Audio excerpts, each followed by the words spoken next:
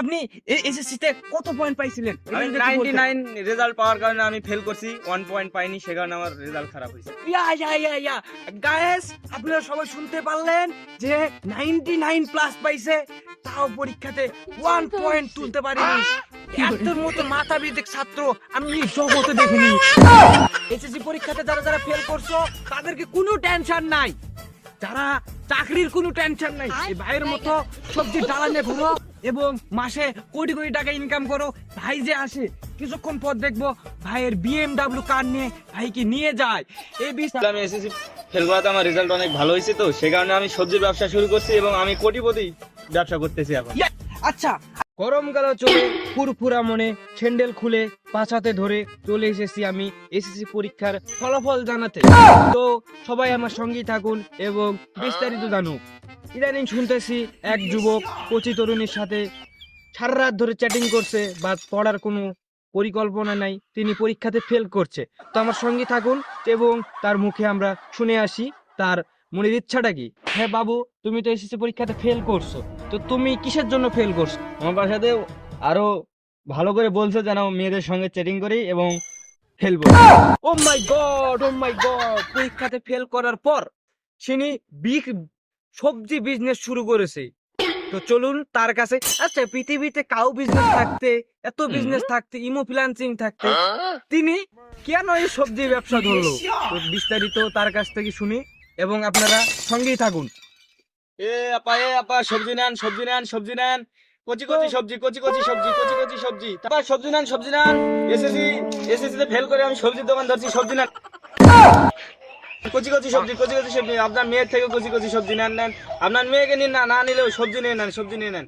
তো গাইস, এখন আমি চলে এসেছি সেই সবজি আর কাছে, বিখ্যাত সবজিওয়ালা যে সবজি বিক্রি করে 2 দিনে কোটি টাকা ইনকাম করে দিছে। সে এখন শেখ হাসিনারও বলে টাইম নাই তার কাছে, তার এখন এত টাকা বলে খালি 2 হাত দিয়ে ঘুরায়। তো সঙ্গেই থাকুন এবং তার মুখ থেকে আমি বিস্তারিত আপনাদেরকে জানাচ্ছি। হ্যালো, আসসালামু আলাইকুম। ওয়ালাইকুম আসসালাম। তো আপনার সবজি বিক্রেতা, আপনি যে এত কোটি টাকা আপনি কেমনি কি আমাদের একটু বুঝে দেন। আসলে আমি এসএসসি ফেল করাতে আমার রেজাল্ট অনেক ভালো হয়েছে, তো সে কারণে আমি সবজির ব্যবসা শুরু করছি এবং আমি কোটিপতি ব্যবসা করতেছি এখন। আচ্ছা, আপনি যে ইয়াং পরিবেশ, আপনার যে ইয়াং একটা বয়স, এই বয়সের সাথে কিন্তু এই ব্যবসা যায় না।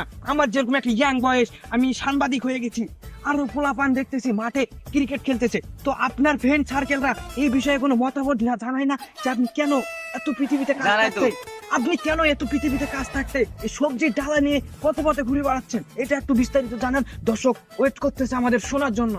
আসলে অনেক কচি মেয়েরা আছে যারা আমাদের পাত্তা দেয় না, বেকারত্ব ছেলেদের, সে কারণে আমি কচি আপনার যে সবজির ব্যবসা শুরু করি। ও আচ্ছা, ইয়া তো আপনি এসএসসি তে কত পয়েন্ট পাইছিলেন? আমি 99 রেজাল্ট পাওয়ার কারণে আমি ফেল করছি, 1 পয়েন্ট পাইনি, সে কারণে আমার রেজাল্ট খারাপ হয়েছে। ইয়া গাইস, আপনারা সবাই শুনতে পারলেন যে 99 প্লাস পাইছে, তাও পরীক্ষাতে 1 পয়েন্ট তুলতে পারেনি।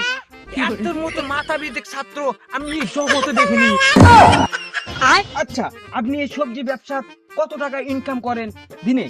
আমার দিনে 12 পয়সা ইনকাম হয় এবং আমি প্রত্যেকদিন গরু মাংস দিয়ে ভাত খাই। আমার একটি BMW আছে এবং আমার 2টি বাংলো আছে।